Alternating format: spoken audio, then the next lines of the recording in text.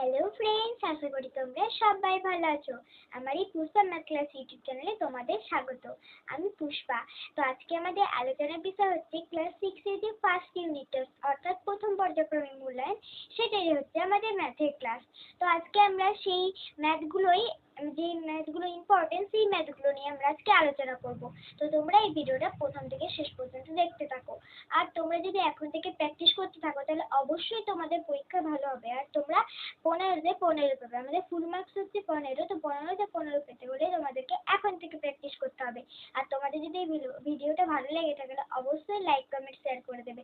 আর যারা সাবস্ক্রাইব করোনি তাদেরকে বলি অবশ্যই করে দেবে, তার কারণ পরবর্তী আমি যে ভিডিওগুলো ছাড়বো সেগুলো তোমাদের কাছে আগেই চলে যাবে। তো চলো আর কথা না বাড়িয়ে আমরা ভিডিওগুলো শুরু করি। প্রথম যে 1 নম্বর অঙ্ক সেটা দেখো, দেখতে থাকো তোমরা প্রথম থেকে শেষ পর্যন্ত।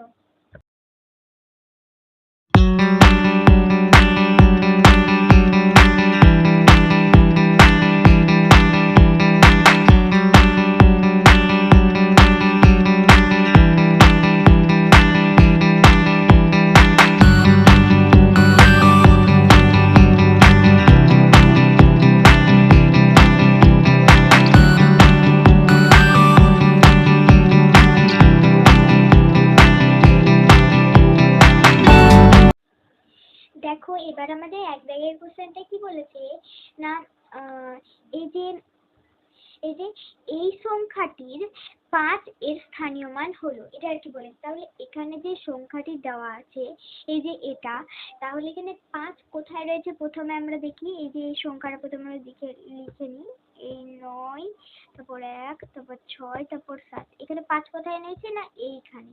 এবার স্থানীয় মানটা বলেছে। হ্যাঁ, তাহলে এখানে স্থানীয় মান যদি বলে তাহলে 5 কোথায় রয়েছে, এখানে রয়েছে। তাহলে এখানে 5 এর নিচে আমরা 5 লিখলাম।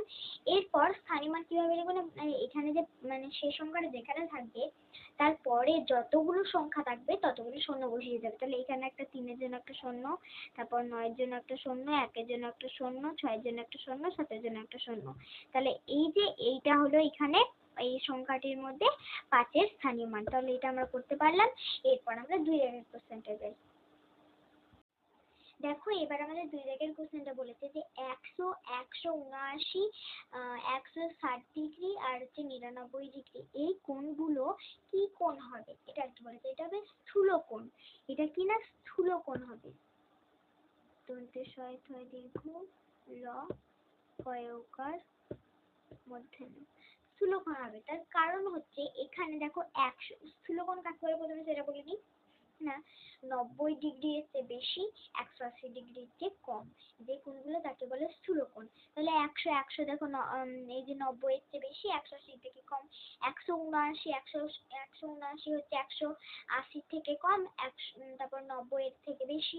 তারপর 160 90 থেকে বেশি, 180 থেকে কম।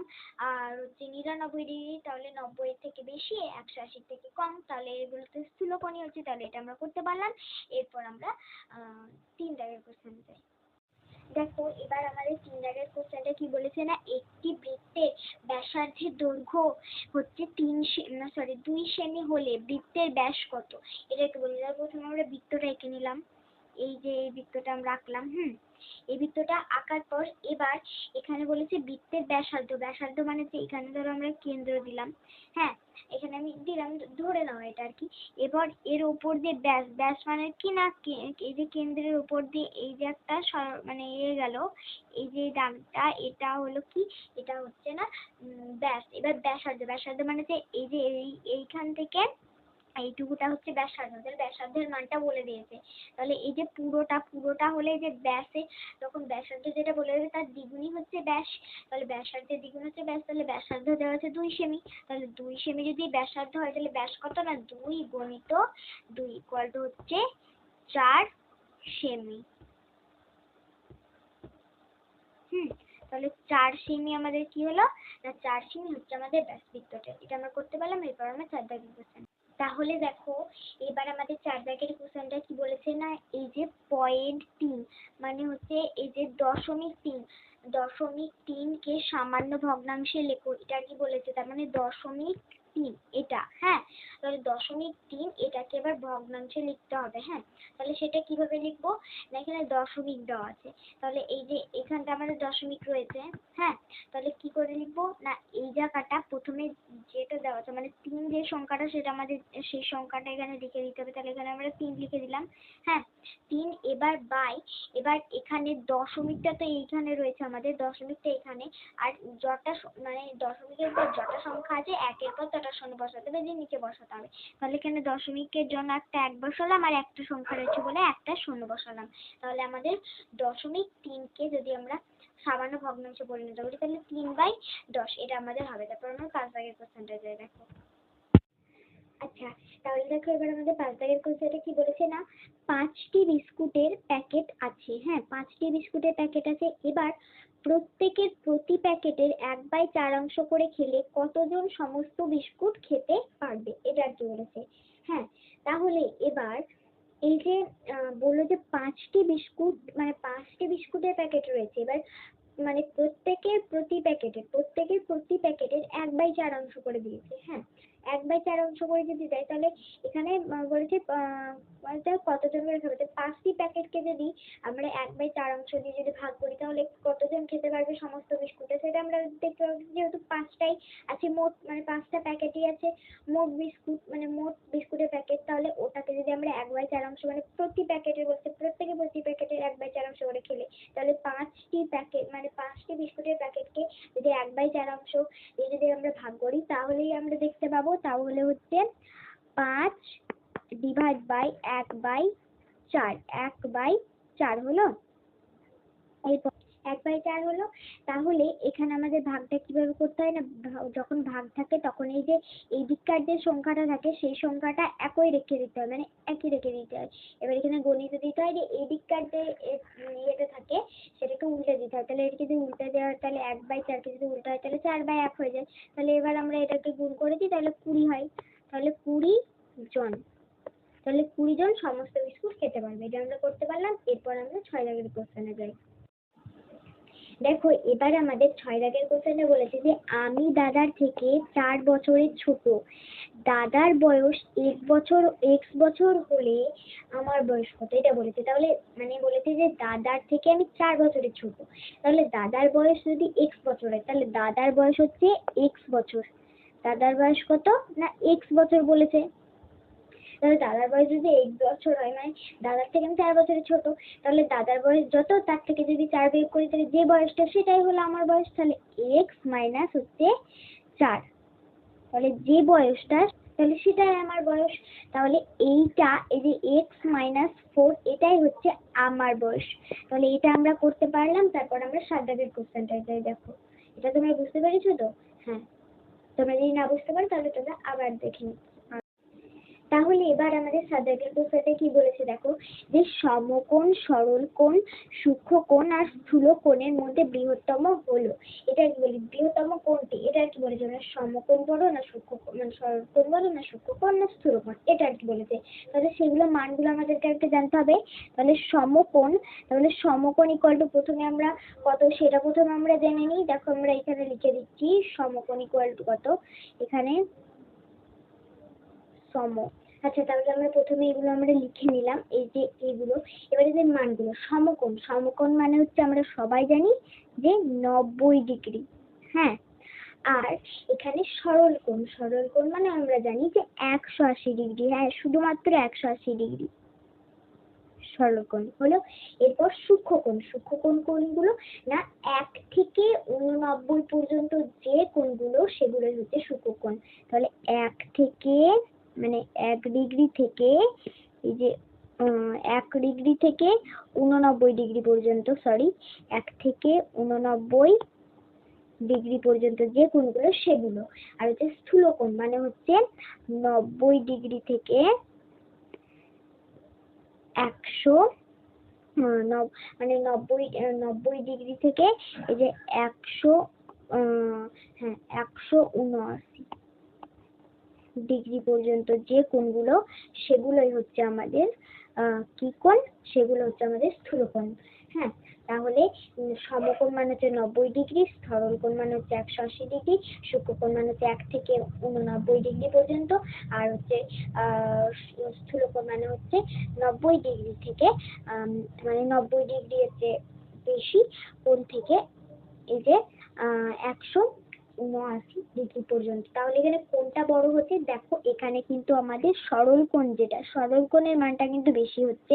সরল কোণ মানে হচ্ছে 180 ডিগ্রি। তাহলে এটাই হচ্ছে আমাদের সব থেকে বড়। তাহলে কোনটা আমাদের উত্তর হলো না? আমাদের এই যে সরল কোণ, সরল কোণ, এটা হচ্ছে আমাদের উত্তর হলো। তাহলে এটা আমরা করতে পারলাম। এরপর দেখো আমরা 8 দাগের কোশ্চেনটা যাই।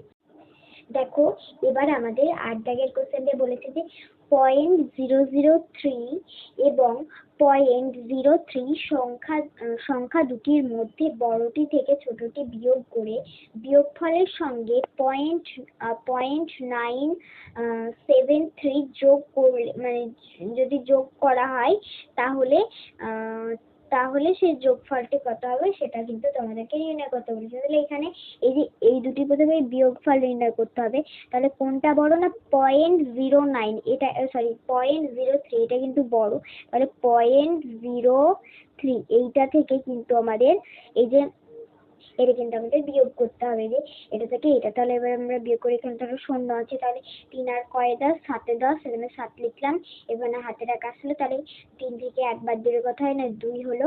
আর এখানে শূন্য করতে শূন্য হলো, আর এখানে দশমিক, এটা হলো বিয়োগ করে। এরপর বিয়োগফলের সঙ্গে 0.973 যোগ করলে যোগফল কত হবে?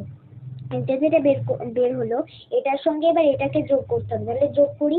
তাহলে এই যে 0.973, এটার সঙ্গে 0.027 এটা যোগ করতে হবে। 0.027 এটা আমাদের যোগ করতে হবে। তাহলে এটা আমরা যোগ করি। তাহলে 7 আর 7 আর 3 10, 10 এর শূন্য, হাতে থাকে 1। তাহলে 7 আর 1 8, 8 আর 2 10, 10 এর শূন্য, হাতে থাকে 1, 9 আর 1 10, 10 এর শূন্য, হাতে থাকে 1। তাহলে এখানে পয়েন্টটা বসিয়ে দিলাম, আর এদিকে একটা চলে আসলো। হ্যাঁ, তাহলে এখানে কিন্তু আমাদের উত্তর কত আসলো না? যদি এখানে যদি আমরা এটা করি, যোগফলটা যদি নির্ণয় করি, তাহলে কিন্তু আমাদের 1 উত্তর আসবে, 1। হ্যাঁ, তাহলে এটা আমরা করতে পারলাম। তাহলে এবার 8 দাগেরটা হলো। এবার আমরা 9 দাগের কোশ্চেনটা যাই। দেখো তোমরা যদি বুঝতে না পারো আবার তোমরা রিপিট করে দেখতে পারো। দেখো এবার আমাদের 9 দাগের কোশ্চেনটা বলেছে যে একটি ত্রিভুজের তিনটি বাহুর দৈর্ঘ্য সমান হলে ত্রিভুজটি কি ত্রিভুজ হবে? এটা কিন্তু তোমাদেরকে বলেছে। তাহলে এটা কি ত্রিভুজ হবে না? এটা কিন্তু তোমাদের সমবাহু ত্রিভুজ হবে। দেখো আমি তোমাদেরকে এখানে একটা ত্রিভুজ এঁকে দেখাচ্ছি। এই যে এখানে আমি ত্রিভুজটা আঁকলাম। হ্যাঁ, আমি ধরে নাও এটা সমবাহু ত্রিভুজ। তাহলে সমবাহু ত্রিভুজ কখন বলবো? যে তিনটি বাহু তো সমান হবে। যখন কোনো ত্রিভুজের তিনটি বাহু সমান হবে তখন তাকে বলবো সমবাহু ত্রিভুজ। তাহলে এটা কি হবে না? এটাকে আমরা কি বলবো? যখন তো তিনটি বাহু সমান হবে তখন মানে তাকে আমি কি বলবো না? সমবাহু। তাহলে এখানে আমি লিখে দিচ্ছি, দেখো। তাহলে কি বলবো না? সমবাহু ত্রিভুজ। আর যদি তার দুটি বাহু সমান এবং একটি বাহু সমান না, মানে দুটি বাহু সমান আর একটি বাহু আলাদা সেই দুটি বাহু থেকে, হ্যাঁ, তাহলে সেটাকে আমরা কি বলবো না? সমদ্বিবাহু ত্রিভুজ। আর তার যদি কোনো বাহুটাই সমান হয় না, সবগুলো যে আলাদা আলাদা হয় দৈর্ঘ্য, তাহলে তাকে আমরা কি বলবো না? বিষমবাহু ত্রিভুজ বলবো। তাহলে এই যে এইগুলো নিয়ে, মানে এই ত্রিভুজ নিয়ে একটা আমাদের ভিডিও করা রয়েছে, এই ভিডিওর নিচে লিংক দেওয়া থাকবে, সেটা তোমরা অবশ্যই দেখে নেবে, তাহলে ভালো করে তোমরা বুঝতে পারবে। তাহলে এটা আমরা করতে পারলাম। এবার দেখো আমাদের লাস্ট কোশ্চেন, 10 দাগের কোশ্চেনটা আমরা দেখি। দেখো এখানে এবার আমাদের 10 দাগের কোশ্চেনটা বলেছে যে 48টি রসগোল্লা ও 64টি সন্দেশ কোনটি না ভেঙে সবচেয়ে বেশি কতজনকে সমান সংখ্যায় দেওয়া যাবে নির্ণয় করো। এটা আর কি বলেছে। হ্যাঁ, তাহলে এখানে আমাদের বলেছে যে মানে সবচেয়ে বেশি বলতে আমরা জানি গসাগু, মানে যে গরিষ্ঠ সাধারণ গুণনীয়ক। তাহলে এখানে আমাদের এটা 48 আর 64 এর গসাগু করতে হবে। তাহলে দেখো এখানে আমরা করছি 48 আর 64, 2 দিয়ে দিলাম। এখানে হচ্ছে 24 দুগুণ 48 আর হচ্ছে 32 দুগুণ 64, 2 দিয়ে দিলাম। 12 দুগুণ 24 আর 16 দুগুণ 32, 2 দিয়ে দিলাম, 6 দুগুণ 12 আর হচ্ছে 8 দুগুণ 16, 2 দিয়ে দিলাম, হচ্ছে 3 দুগুণ 6 আর হচ্ছে 4 দুগুণ 8। এবার আমাদের গসাগু বের করতে হবে। হ্যাঁ, তাহলে গসাগু এবার আমরা লিখছি, দেখো এখানে তো 3 আর 2, তাহলে তো ওটা একই সঙ্গে যাচ্ছে না, তাহলে এখানে এই 2 এই 2 আর এই 2 আর এই 2, তাহলে 2 দুগুণ 4, 4 দুগুণ 8, 8 দুগুণ 16, তাহলে এখানে 16। তাহলে কি না 48টি রসগোল্লা ও 64টি সন্দেশ কোনটি না ভেঙে সবচেয়ে বেশি কতজনকে সমান সংখ্যায় দেওয়া যাবে। তাহলে এই যে 16 জনকে সমান ভাগে ভাগ করে দেওয়া যাবে, এটা আর কি আমাদের হলো। তাহলে এটা আমরা করতে পারলাম। তো আজকে আমরা অনেকগুলো অঙ্ক করলাম। এভাবে যদি আমরা প্র্যাকটিস করতে থাকি এখন থেকে, তো অবশ্যই আমরা পরীক্ষাতে ভালো ফল পাবো। এই 15তে 15 যদি পেতে হয়, মানে ফুল মার্কস যদি তোমাদের পেতে হয়, তাহলে তোমাদের কিন্তু প্রত্যেকদিন প্রচুর প্র্যাকটিস করতে হবে। আর তোমরা এখন থেকে প্র্যাকটিস করতে থাকো, অবশ্যই তোমাদের পরীক্ষা ভালো হবে। তো তোমাদের যদি এই ভিডিওটা ভালো লেগে থাকে, অবশ্যই লাইক, কমেন্ট, শেয়ার এবং সাবস্ক্রাইব করে দেবে। যারা সাবস্ক্রাইব করে দিয়েছে তাদেরকে অসংখ্য ধন্যবাদ, আর যারা করোনি তাদেরকে বলি এক্ষুনি করে দাও। তার কারণ হচ্ছে পরবর্তী যে ভিডিওগুলো আপলোড হবে সেগুলো তোমাদের কাছে আগেই চলে যায়, এই জন্যই কিন্তু তোমাদেরকে বলা হচ্ছে।